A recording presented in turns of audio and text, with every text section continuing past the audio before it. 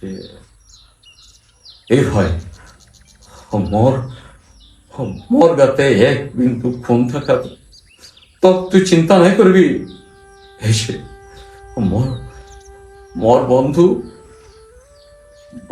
তুই তুই কোনোদিন চিন্তা নাই করবি মই আছি নমস্কাৰ, মই ৰাহুল সূৰ্যবংশী আৰু আপোনালোক চাবলৈ আৰম্ভ কৰিছে সাম্প্ৰতিক সময়।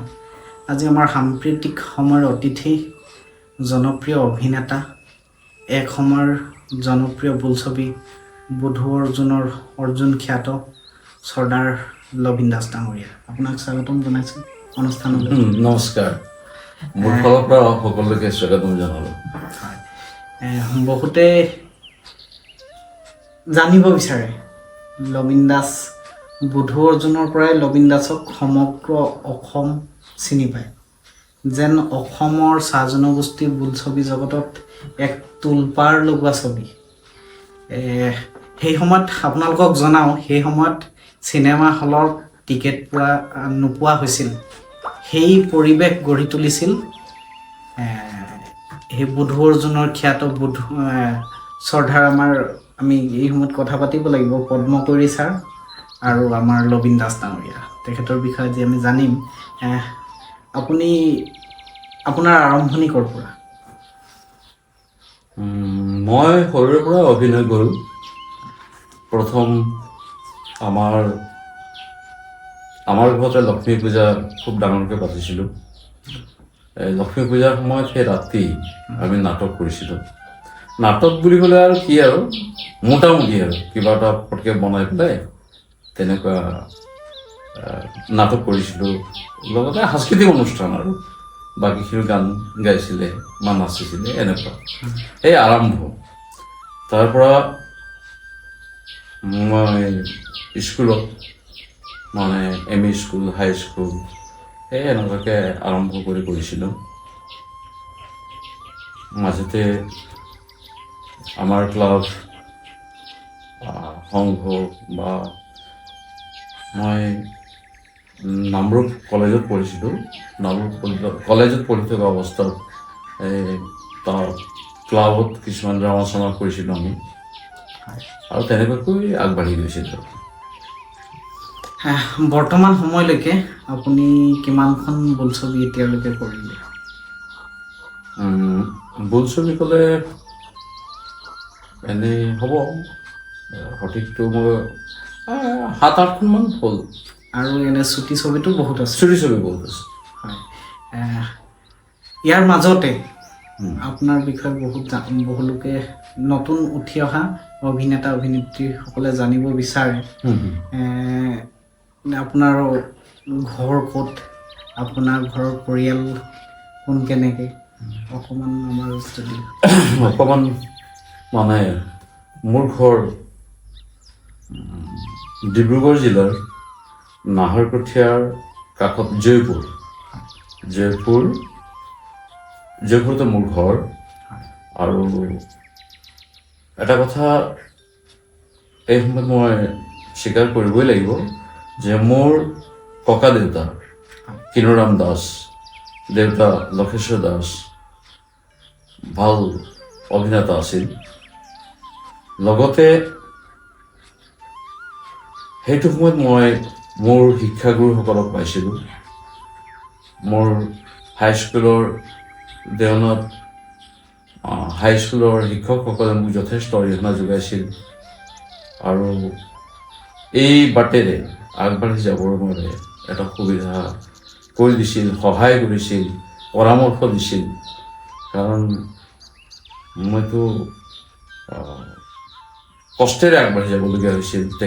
তেখেতসকলে ৰাস্তাত দেখাই দিয়া আৰু বিভিন্ন ক্ষেত্ৰত সহায় কৰা, মই চবৰ নাম ল'ব নোৱাৰিছোঁ, সকলোকে এই মুহূৰ্তত বৰ আন্তৰিক ধন্যবাদ জনাইছোঁ।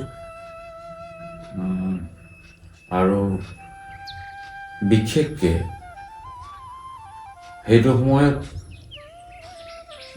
মোক যি বন্ধু, এতিয়া দিলীপ কমলাপুৰীয়ে মোক এটা সময় থিয়েটাৰত মানে মোৰ লগে লগে গৈছিল যে যা তই যা কোনোমতে যা সেইবিলাক কৈ খুব ভাল লাগে আৰু যি কি নহওক আজি এইটো অৱস্থাত আছোঁ। তেওঁলোক আপোনাৰ প্ৰেৰণা উৎস। হয়।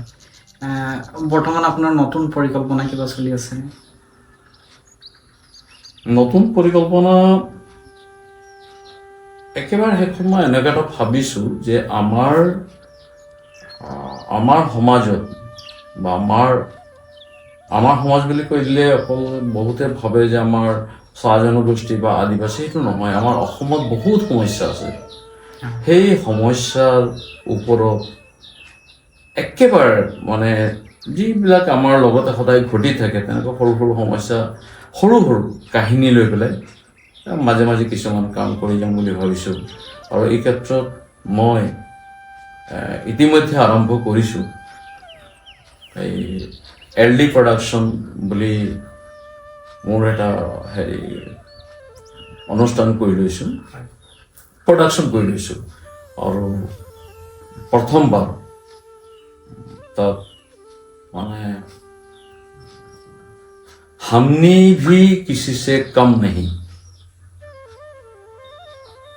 প্ৰায় 20 মিনিটৰ এখন সৰু কাহিনী লৈ পেলাই ৰাইজৰ আগত উপস্থাপন কৰিছোঁ।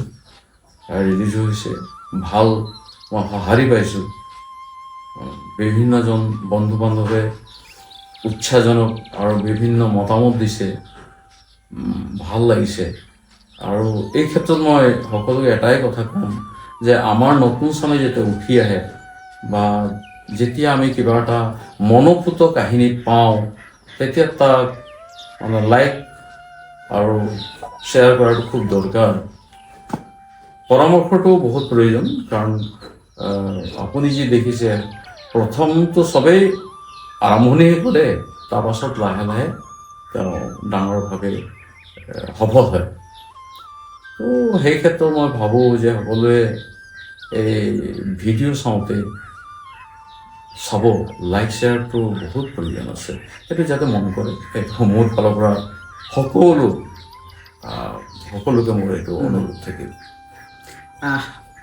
আপোনাৰ যিহেতু জনপ্ৰিয়তাৰ আৰম্ভণি আছিল বুধ অৰ্জুন, বুধ অৰ্জুনৰ আপোনাৰ ভাল লগা চিন এটাৰ বিষয়ে অকণমান জনাওকচোন ৰাইজক। আপোনাৰ ভাল লগা চিন কোনটো আছিল? আপুনি ভাল পোৱা চিন এটা নিশ্চয় হ'ব তাত। আছে তাৰ।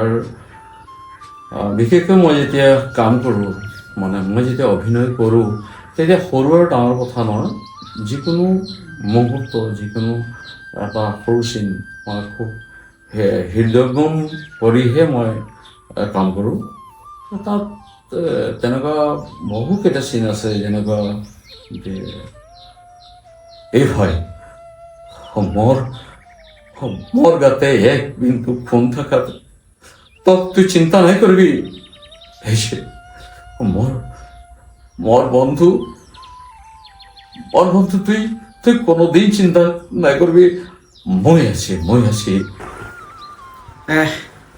আপোনাৰ যি বোলছবি জগতত আৰম্ভণিৰ অনুপ্ৰেৰণা তেওঁ লগত লৈ যোৱা ব্যক্তিজন আছিল শ্ৰদ্ধাৰ স্বৰ্গীয় পদ্মকবি ডাঙৰীয়া। হয়। তেখেতৰ বিষয়ে আপুনি কিবা, তেখেতৰ লগত কাম কৰি পোৱা অভিজ্ঞতাৰ বিষয়ে অকণমান ৰাইজে জানিব বিচাৰে। হয়। শ্ৰদ্ধাৰ পদ্মকবি দাৰ কথা কি ক'ম। তেখেতক মই লগ পাইছিলোঁ প্ৰথম চিৰিয়েল, মোৰ জীৱনৰ প্ৰথম চিৰিয়েল, আৰু আমাৰ আদিবাসী বা চাহ জনগোষ্ঠীৰ খুব অন্তৰৰ মানে আৱেগ সৃষ্টি কৰিব পৰা চিৰিয়েল শিৰীষ। সেয়া চাগে প্ৰথম চাহ জনগোষ্ঠী চিৰিয়েল প্ৰথম। আৰু তাৰ শীৰ্ষক যিটো গীত, সেইটো গাইছিলে আমাৰ শ্ৰদ্ধাৰ দাদা, আমাৰ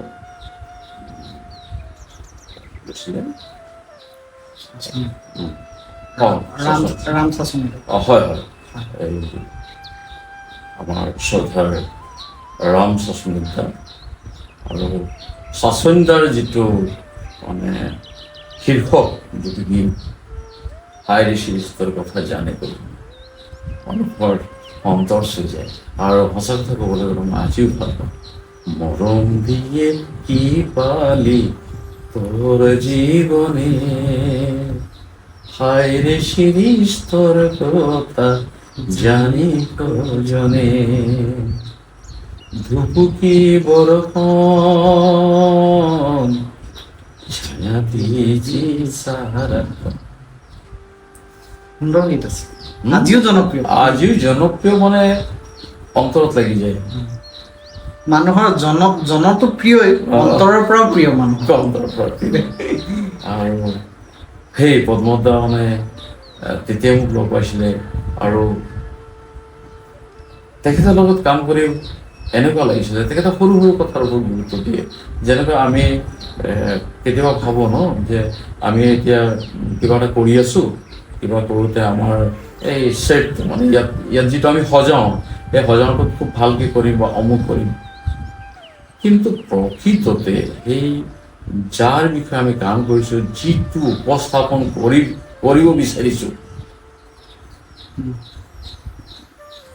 তাৰ আচল যিটো ৰূপ, এই ৰূপটো কিন্তু তেখেতে দিবলৈ চেষ্টা কৰিছিলে। যাৰ কাৰণে চিৰিজত তেখেতে মানে আমাৰ বহীত থকা পিঢ়া, চাহে টাঙাই ৰখা কি বুলি কয় টুকৰি ছাতা বা ঝাঁপি, এসব এত না সুন্দৰভাৱে মানে ইমান সুন্দৰকৈ সজাইছিল, মোৰ মন চুই যায় মানে। আৰু কাম পাইতো মই নিজকে ভাগ্যৱান বুলি ভাবিছোঁ। আৰু সেই কাম কৰাৰ পিছতে মই আকৌ মোক এটা সুবিধা দিলে যে মানে চিনেমা কৰাৰ কাৰণে। প্ৰথমতে চিৰিয়েল কৰি ভাল লাগিলেই, আৰু আটাইতকৈ ভাল কথা কি জানে নাই, মোৰ প্ৰথম চিৰিয়েলখন মানে চিৰিজ, এই চিৰিজখনো বহুলভাৱে প্ৰচাৰ হৈছিল, প্লাছ চিনেমা বুধৰ জোন, সেইখনো সম্পূৰ্ণ সফল ছবি। গতিকে ভাল লাগিছিল, মই প্ৰথম কৰিয়ে মানে যে সেইবিলাক যে সফল হৈছিল। তো পদ্মতা যিখিনি দেখাই গৈছিলে বা মই তেখেতৰ থাকি যি শিকিলোঁ, সেইবিলাক আজিও কৰিবলৈ চেষ্টা কৰোঁ, মানে তাৰ প্ৰতিফলিত কৰিবলৈ চেষ্টা কৰোঁ। আৰু সেইকাৰণে মই যিখিনি মোৰ কাহিনী আজি মই নাটকেই কৰিছোঁ বা সৰু ছবিয়ে কৰিছোঁ, চুটি ছবি কৰিছোঁ, তাত কিন্তু সেইবিলাক কৰিবলৈ চেষ্টা কৰোঁ আৰু তাক সজীৱ সঠিকভাৱে প্ৰয়োগ কৰিবলৈ চেষ্টা কৰোঁ। ইয়াৰ মাজতে আপুনি বৰ্তমান কিহৰ লগত ব্যস্ত? অভিনয় জগতত বৰ্তমান কিহত ব্যস্ত? মই থিয়েটাৰত মানে থিয়েটাৰ গুৰুজৰ লগত এই বছৰ জড়িত। থিয়েটাৰ গুৰুজৰ? হয় হয়। তাতো এটা ইণ্টাৰেষ্টিং কথা যে তেখেতসকলে যি 3খন ড্ৰামা লৈছে, দেও লগা শিয়ৰ, জুপুৰিত জোনাক আৰু চামেলি মেম চাহাব। এই চামেলি মেম চাহাবৰ কাৰণে মোৰ বন্ধু আমাৰ গোহাঁইদেৱ, মনোজ বৰগোহাঁইদেৱ, তেখেতে মোক জোৰকৈ কৈছে আৰু আহাচোন এইবছৰ আমি একেলগে কাম কৰিম। আৰু মই ভাবিলোঁ দিয়কচোন, অন্তত আমাৰ ইমান পুৰণা কাহিনী, আৰু এই চামেলি মেম চাহাবৰ বিষয়ে অকণমান কৈছোঁ দেই। চামেলি মেম চাহাব তাৰ যিটো কাহিনী দেখিছিলে শ্ৰদ্ধাৰ আব্দুল মজিদ ছাৰে, তাৰ যিটো কাহিনী খুব মানে ভাল, প্লাছ লাভ ষ্টৰি। এইখিনিতে কথাটা উল্লেখ কৰোঁ যে সেইটো সময়ত কি হৈছিলে, চাহাববিলাকে যদি বাগিচাত কাম কৰা কোনোবা মহিলা ধুনীয়া মহিলা দেখে তেতিয়া তেওঁলোকৰ মনোকামনা পূৰ্ণ কৰিবৰ কাৰণে এই মহিলাজনী উঠাই লৈ গৈছিলে। সেইটো তেতিয়া আছিল। কিন্তু সেইটো সময়তে এই কাহিনীটোৱে কৈছে যে সেইটো সময়তে চাহাবে এই বাগানৰ ছোৱালীজনী ভাল পাইছিলে। কেনেকুৱা ভাল পাইছিলে? অন্তৰৰ সৈতে ভাল পাইছিলে। তাত কোনো কামনাৰ কথা নাই। ইমান ভাল পাইছিলে যে তাত দেখুওৱা হৈছে যে এইজনীক যদি বিয়া পতা যায় তেতিয়াহ'লে তুমি তোমাৰ সমাজখন নাপাবা, তোমাৰ ঘৰখন নাপাবা। তাত চাহাবে কৈছে যে মই ভাল পাওঁ। ভাল পোৱাত কোনো জাত পাত নাথাকে, উচ্চ নিচ নাথাকে। চামেলিক মই ইমান ভাল পাওঁ যে তাৰ কাৰণে দৰকাৰ হ'লে সৰ্বোচ্চ ত্যাগ কৰিবলৈ মই ৰাজি আছো। আৰু গোটেই কাহিনীটো সেই বস্তুৱে দেখাই গ'ল যে চামেলিক ভাল পাইছিলে। তাৰপিছত তাৰ সুখ দুখ এনেকুৱা কাহিনীবিলাক আহিলে। শেষত চামেলিৰো মৃত্যু হৈ গ'ল আৰু চাহাব শেষলৈকে অসমতেই থাকি গ'ল, মৃত্যুলৈকে থাকি গ'ল ইয়াতে। গতিকে ইমান এটা হৃদয়স্পৰ্শী আবেগ ভৰা লাভ ষ্টৰী। আৰু সেই লাভ ষ্টৰী যেতিয়া আমি কৰিবলৈ এটা সুবিধা পাইছোঁ তেতিয়া থিয়েটাৰখন আমাৰ পৰিচালক মহোদয় শ্ৰদ্ধা প্ৰতীম গগৈ ছাৰে পৰিচালনা কৰিছিল। ইমান সুন্দৰকৈ কৰিছে। তাত মই গোটেই কথা ভাঙি দিলে অলপ বেয়া হয়, কাৰণ মানুহক মই আৰু আচল কথা এই সম্পূৰ্ণ কাহিনীটো চাবলৈ হ'লে আহিব লাগিব থিয়েটাৰ সুৰুজৰ প্ৰেক্ষাগৃহলৈ। এই গোটেই থিয়েটাৰ ছিজন সুৰুজ থিয়েটাৰে সমগ্ৰ অসম জুৰি পেণ্ডেল কৰিব আৰু চামেলি মেম চাহাব তাতে পাব। কিছু অংশ আপুনি জনাব। মই জনালো মানে কি মোক ভাল লাগিছে যে মোৰ বন্ধু আমাৰ এই মনোজ গোহাঁইদেৱে যে ইমান কাহিনীৰ ভিতৰত সেই কাহিনীটো বাছি লৈছে।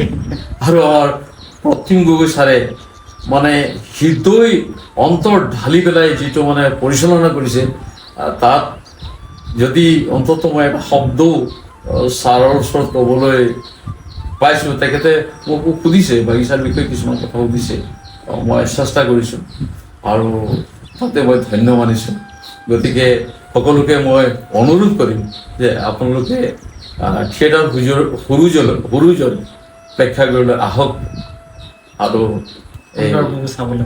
বাকীখিনি নাটকৰ লগতে এই আমাৰ চামেলি মেম চাহাব নাটকখন চাওক, ভাল পাব। ইয়াৰ পাছতে যিহেতু আপুনি প্ৰথম কৰিলে অসমৰ প্ৰথম আৰু একমাত্ৰ চিৰিয়েল চিৰিজ, তাৰ পাছতে আহিল বুধু অৰ্জুন। তাৰ পাছত আমি অলপ কথা প্ৰসংগত গম পাইছিলোঁ আপুনি থিয়েটাৰো কৰিছিল প্ৰায় কেইবাবছৰ। তাৰ পাছৰ যিখিনি আপুনি নাট্য কাম কাজ আগবঢ়াই নিছিল তাৰ বিষয়ে অকণমান ৰাইজক জনাওক। তাৰমানে কথাটো কি, মই প্ৰথমেই কামবিলাক কৰোঁ, গতিকে এই হিচাপতে কথাটো কৈ দিওঁ নহয় জানো, ভাল পাব ৰাইজক গম পাব যে অসমৰ প্ৰথম চাহ জনগোষ্ঠী আদিবাসী ভ্ৰাম্যমান থিয়েটাৰ অমলতাৰা থিয়েটাৰ। আৰু এই অমলতাৰা থিয়েটাৰ মোৰ দুজন বন্ধু মনোজ বৰগোহাঁই আৰু অভিজিত গগৈদেৱ, লগতে আমাৰ উঠি অহা চাম যেনেকুৱা টিংৰাজ উৰাণ, আৰু সঞ্জয় সবৰ, ৰতন তেলী আৰু তেনেকৈ আছে বহু কেইজন। তেওঁলোকক উঠি আহিছিলে, তেওঁলোকক লৈ পেলাই আৰম্ভ কৰিছিলোঁ আমি অমলতাৰা থিয়েটাৰ। আৰু অমলতাৰা থিয়েটাৰে অসমৰ চাহ জনগোষ্ঠী আদিবাসী একমাত্ৰ মানে তাৰপিছত আৰু হৈছে, কিন্তু প্ৰথম ভ্ৰাম্যমাণ থিয়েটাৰ। হয়। আৰু তাত অভিনয় কৰিছিলোঁ, নাটকো দিছিলোঁ, নাটকো পৰিচালনা কৰিছিলোঁ, মানে আমি আগভাগ লৈছিলোঁ। গতিকে সেইটো এটা কথা। আৰু তাৰ লগতে এইবাৰ এয়া থিয়েটাৰ ফুৰিছোঁ। আমি জনাত আপুনি চাকৰিও কৰিছিল। চাকৰি কৰাৰ মাজেৰে আপুনি আপোনাৰ যি অভিনয় জগতখনতো আপুনি একে সমানে আগবঢ়াই নিছিল। কেনেকে ধৰণৰ কাম কাজবোৰ আপুনি ইমান সুন্দৰভাৱে দুইটা প্ৰক্ৰিয়াৰে ইমান সুন্দৰভাৱে আগবাঢ়ি গৈছিল? আচলতে একাগ্ৰতা যিটো মানুহৰ প্ৰয়োজন, সেইটো ময়ো কৰি গৈ আছিলোঁ। আৰু সেইকাৰণে কি কৰিছিলোঁ, মই আমাৰ সেইটো 10টা ৰাতিপুৱা যিটো 10টা বজাত আমি চাকৰিত সোমাইছিলোঁ, সেই একেটা টাইমত মই সোমাইছিলোঁ। আৰু যিটো সময়ত আমাৰ ছুটি হয় সেই ছুটিতে ওলাইছিলোঁ। আৰু তাৰপিছত এনেকুৱা হৈছিলে যে আমাৰ থিয়েটাৰ সেইটো সময়ত চলাইছিলোঁ ডিব্ৰুগড়, তিনিচুকীয়া, যোৰহাট ডিষ্ট্ৰিক্টত। তাতকৈ আমি আগলৈ যোৱা নাই। যোৰহাট শিৱসাগৰলৈকে পাইছোঁ, এইফালে ডিব্ৰুগড়, তিনিচুকীয়া। তো আমি কি কৰিছিলোঁ, ছুটিৰ পিছত বাইকত যোৱাৰ ব্যৱস্থা কৰিছিলোঁ। অৱশ্যে সেইটো সময়ত আমাৰ ইমান গাড়ী মটৰৰ ভিৰ ভাৰ নাছিলে। গতিকে তালৈ গৈছিলোঁ, তাত গৈ পেলাই নাটক কৰিছিলোঁ। আৰু সেই নাটক কৰাৰ পিছদিনাই আকৌ ৰাতিপুৱা 10টা বজাত মানে মই টাইপ চলাই থাকোঁ। মানুহে চাই কেতিয়াবা ভাবে, বহুতে গম নাপায়। মানুহে যেতিয়া কয় বা কথাবিলাক ওলায়, তেতিয়াহে গম পায় যে এইটো কৰিছিলোঁ। ঠিক একেদৰে সেইটো সময়ত মই মাজতে বহুত হেৰি কৰিছোঁ। তেতিয়া ভিডিঅ' ফিল্ম হৈছিলে বা শ্বৰ্ট ফিল্ম হৈছিলে। সেই একেই মানে এনেকুৱা কৰোঁ যে আমাৰ অসম চৰকাৰৰ এটা সুবিধা আছে, 2nd Saturday আৰু 4th Saturday। সেই দুটা দিন মই মিলাই লওঁ, Saturday আৰু Sunday। সেই দুটা মিলালে 2 দিন হৈ যায়। আৰু দুদিন যদি মই ছুটি লওঁ, 4টা দিন হ'ল। সেই অফিচ ছুটি কৰি আৰু গুচি যাওঁ। আকৌ য'ৰ পৰা মানে য'ত শ্বুটিং কৰি আছোঁ তাৰ পৰা শেষ হয়, তাৰ পৰা ঘূৰি আহি আকৌ মানে অফিচত চাকৰি কৰোঁ। এনেকুৱাকৈ কৰিছিলোঁ। কষ্ট হৈছিলে, যথেষ্ট কষ্ট হৈছিলে। মানে সেই ক্ষেত্ৰত কিন্তু মোৰ ঘৰখন মানিবই লাগিব। মোৰ ঘৰখন মোক বহুত সুবিধা দিছিলে, মানে এনেকুৱা বাধা দিয়া নাছিলে, সদায় উৎসাহ যোগাইছিলে মোৰ পৰিয়ালে। যিহেতু অসমৰ বোলছবি জগতত চাহ জনগোষ্ঠীৰ হওক বা বিভিন্ন ভাষিক চিনেমা চিৰিয়েল চলি আছে, যিখিনি প্ৰথম যিখিনি আপুনি ক'লে চিৰিয়েল কৰিছিল, বোধবুৰ অৰ্জুন প্ৰথম বোলছবি চাগে চাহ জনগোষ্ঠী। হয়। তো বৰ্তমান সময়ত আমাৰ চৰকাৰৰ যি সাংস্কৃতিক পৰিক্ৰমা বিভাগ আছে, এই বস্তুবোৰ সংৰক্ষণ কৰাৰ প্ৰয়োজন আছে বুলি ভাবেনে? নিশ্চয় আছে। মানে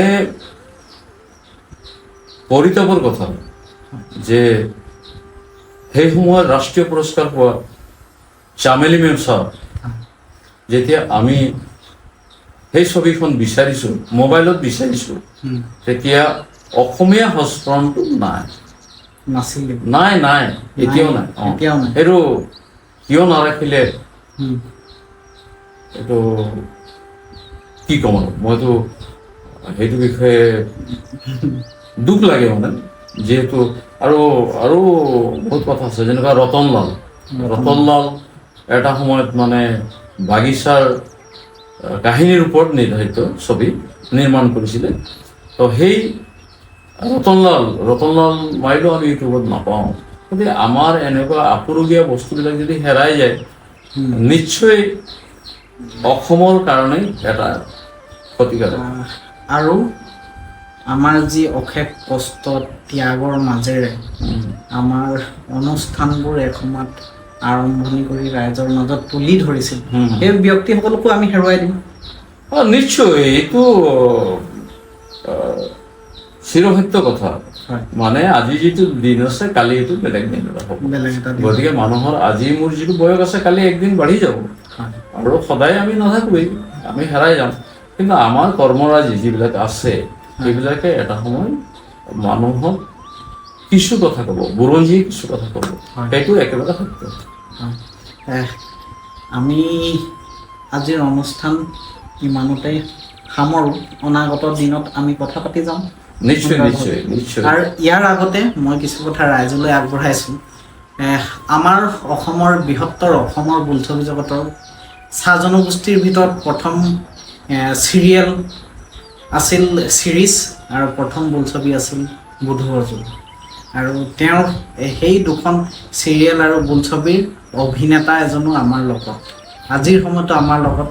গতিকে মই ইয়াৰ মাজেৰে সাংস্কৃতিক পৰিক্ৰমা বিভাগ বা যিখিনি সাংস্কৃতিক অনুষ্ঠান হৈ আছে আমাৰ অনুষ্ঠানবোৰকো মই অনুৰোধ জনাওঁ যে আমাৰ অনুষ্ঠান সৃষ্টিৰাজিৰ আৰম্ভণি পাতনি মেলা ব্যক্তিসকল এতিয়াও আছে। আপোনালোক তেখেতসকলেও অকণমান গুৰুত্ব দিয়াৰ প্ৰয়োজন আছে। কাৰণ আৰম্ভণি নোহোৱা হ'লে চাগে আজি এই অনুষ্ঠানবোৰ আমি সুন্দৰকৈ দেখিবলৈ নাপালোঁ হয়। এই যি আমাৰ চিনেমা জগত আজিৰ সময়ত চাহ জনগোষ্ঠীৰ চিনেমা জগত জুবিন গাৰ্গেও সুন্দৰভাৱে কিছুদিন আগত এখন চিনেমা কৰিছে সংমিশ্ৰিত ভাষাৰে। গতিকে ইমান উচ্চ পৰ্যায়লৈ যেতিয়া চিনেমাবোৰ গুচি গৈছে, তাৰ লগতে এই চিনেমাৰ আৰম্ভণি কৰা ব্যক্তিসকলকো কিন্তু আমি একেলগে আগবঢ়াই নিয়াৰ প্ৰয়োজন আছে। আৰু চৰকাৰেও এওঁলোকৰ ওপৰত কিছু কৰণীয় আছে বুলি আমি ভাবোঁ। আমি আপোনাক অশেষ ধন্যবাদ জনাইছোঁ আমাৰ এই অনুষ্ঠানলৈ অহাৰ বাবে। ধন্যবাদ। অনাগত দিনত আমি লগ পাই থাকিম। ধন্যবাদ। আপোনালোকৰ মোৰ আন্তৰিক শুভেচ্ছা থাকিলে আৰু আশা থাকিল আপোনালোকে অকল মোৰ কথা নহয়, আমাৰ অসমৰ এনেকুৱা বহু ব্যক্তি আছে যিবিলাক আজি কোনো প্ৰচাৰ পোৱা নাই, তেখেতসকলকো ৰাইজৰ লগত চিনাকি কৰাই দিয়ক, মই সেইটোৱে আশা কৰিম। আৰু সকলো আমাৰ দৰ্শকলৈ মোৰ আন্তৰিক পুনৰবাৰ শুভেচ্ছা আৰু আন্তৰিক অভিনন্দন জনাই সকলোকে নমস্কাৰ জনাইছোঁ। আৰু ইয়াৰ লগতে আমি ৰাইজলৈ অনুৰোধ জনাইছোঁ, আমাৰ সাম্প্ৰতিক সময় অনুষ্ঠান আমাৰ ফেচবুক পেজ সাম্প্ৰতিক সময় আছে, আপোনালোক লাইক শ্বেয়াৰ কৰিবলৈ নাপাহৰিব। ইউটিউব চেনেল আছে সাম্প্ৰতিক সময়, আপোনালোকে চাবলৈ নাপাহৰিব, শ্বেয়াৰ কৰিবলৈ নাপাহৰিব, ছাবস্ক্ৰাইব কৰিবলৈ নাপাহৰিব। ধন্যবাদ। নমস্কাৰ। নমস্কাৰ।